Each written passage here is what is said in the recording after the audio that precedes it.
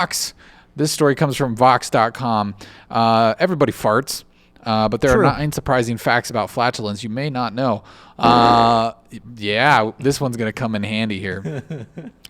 Number 1, you produce about 500 to 1,500 milliliters of gas per day and expel it in about 10 to 20 farts. A day. So wait a minute. Everyone farts 10 to 20 times a day. Yeah, that's an average probably. This brings a great idea. I think we should all start keeping fart journals.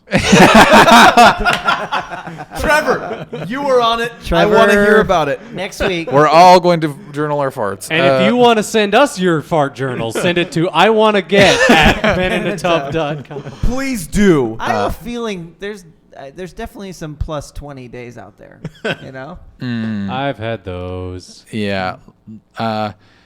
So yeah, they talk about how like the type of foods you eat can cause more or less farts. Beans, a lot of carbohydrates will cause farts and that sort of. So, the foods you associate it with, like beans and broccoli and stuff like that. Number 2, 99% of the gas you produce does not smell. So 99% of it doesn't smell. A lot of the silent and not deadly is what 99% of the research has found. Or actually, I believe it. The research has found that never mind. So yeah, beans make you toot. Gum and soda can make you fart more. So if you want to break that 15 to 20 a day barrier, there you go. Stock up on the gums. I wouldn't have guessed gum, honestly. Yeah, I think it's because they say that you're kind of inhaling more air, and then it's making you gassy. And farting is a result of a healthy, complex ecosystem in your intestines. I'm going to keep reminding my kids of that. Yeah, so Dad farts because he's healthy and it's organic. That's right. For your health. Yeah. So yeah, farting is normal, and yes, girls do it too. Number 5 is there's a simple reason why you don't mind the smell of your own farts. Now this one not always true. Is interesting. Not true. What you're repulsed by your? There have been times. Yeah. Everybody likes their own brand. Yeah. It's kind of like they say, like in the article it says how like you walk into someone's house and you're like, oh, what does that smell like? And the people in that house, like, and like almost like a family, they kind of like work as an orchestra in a way. They didn't say this. I'm kind of ad-libbing it. Wow. But they're harmonies. They've created this smell in harmony with each other. So they don't notice it. They enjoy this scent that they've created in their home. But when you walk in, you're like, what is this repulsive smell? Like, are you cooking Cuban food? But like, why does it smell like dead skin? Yeah, I guess. In seaweed. But it's just, it's their brew, the family's made that. But it's something about just becoming familiar with it, and you're just like, yeah, that's me. That's what I like. Number 6 is, yes, you can light a fire. And I knew that one. That's true. Knew that one. I've seen it. It's dangerous. Don't do it.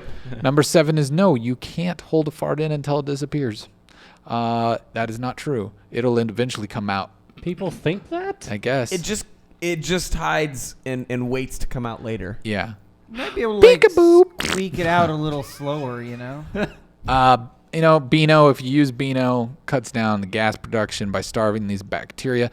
But they say, it's not a good idea. Just let nature rip, as they say. Because as we've already established, farts are healthy. Farts are healthy and organic. Starving your fart-producing bacteria is not a good idea. So make sure you're brewing the farts, and it's good. I mean, I feel like we've kind of just digressed into this terrible fart joke for like the last 10 minutes. But it is what it is. This is science, people. This is science. For most people, actively trying to limit your gas production isn't necessary. The amount you produce is the result of both your balance of gut bacteria and diet. And unless you're experiencing other sorts of problems, such as painful bloating, it is not wise to mess with it, is what the article says. So I think my mom takes this to heart. Your mom takes farts a lot? I've got a so there was this.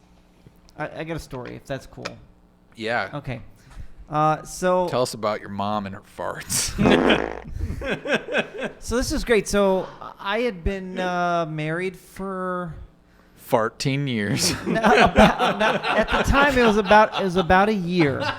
Some of you know I had a really bad motorcycle accident my first year. Anyway, so we're at the Mayo Clinic up in Minnesota doing some stuff with my eyes, and we're in this. We go to get in this elevator as we're getting ready to leave, and the elevator's full of people. I mean, there's probably at least 12 people already in this elevator. It's one of the really large elevators. It's got a door on both sides, and it's like, wow, there's a lot of people in here.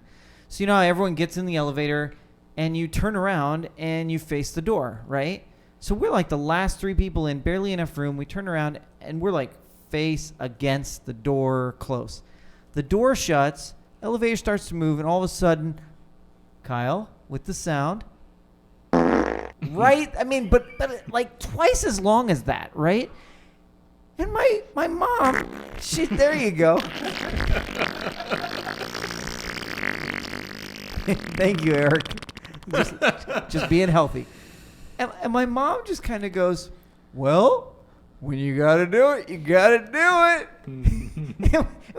And we're getting off at the very next Your very mom next loves floor. this story, by the way. Oh, she loves this story. We tell it often. So I'm gonna so clip this we out go- and post it on our Facebook page. So the door opens, and we're like, okay, well, there's all these people in here. We're all going to be getting out. No. The 3 of us get out, and the door shuts again. So they're all stuck in there with my mom's fart while we leave.